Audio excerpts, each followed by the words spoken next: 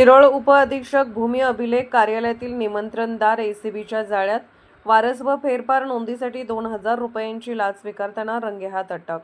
शिरोळ येथील उपअधीक्षक भूमी अभिलेख कार्यालयातील निमंत्रणदार संजय बापू तेली वय 52 राहणार आळते तालुका हातकणंगले याला वारस व फेरफार नोंद करण्याच्या कामासाठी 2,000 रुपयांची लाच स्वीकारताना लाचलुचपत प्रतिबंधक विभाग एसीबी कोल्हापूरच्या पथकाने रविवारी रंगेहात पकडले. तक्रारदाराच्या पथकाने रविवारी रंगेहात पकडले. तक्रारदाराच्या आईवडिलांचे निधन झाल्यानंतर त्याच्या नावावरील मालमत्तेवर वारस व फेरफार नोंद करण्यासाठी शिरोळ येथील उपअधीक्षक भूमी अभिलेख कार्यालयात अर्ज करण्यात आला होता. संबंधित कामाची जबाबदारी निमंत्रणदार संजय तेली यांच्याकडे होती. तक्रारदाराने कामाबाबत पाठपुरावा केल्यानंतर संजय तेली यांनी वारस व फेरफार नोंद करण्यासाठी 2,000 रुपयांच्या लाचेची मागणी केल्याचा आरोप आहे. याबाबत तक्रारदाराने एसीबी कोल्हापूरकडे तक्रार दाखल केली. एसीबी तक्रारीची पडताळणी केली असता लाचेची मागणी झाल्याचे निष्पन्न झाले.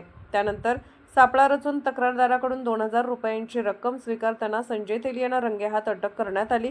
या प्रकरणी शिरोळ पोलीस ठाण्यात गुन्हा दाखल करण्याची प्रक्रिया सुरू असून पुढील तपास सुरू आहे. ही कारवाई पोलीस उपअधीक्षक वैशाली पाटील यांच्या मार्गदर्शनाखाली एसीबी कोल्हापूरच्या पथकाने केली.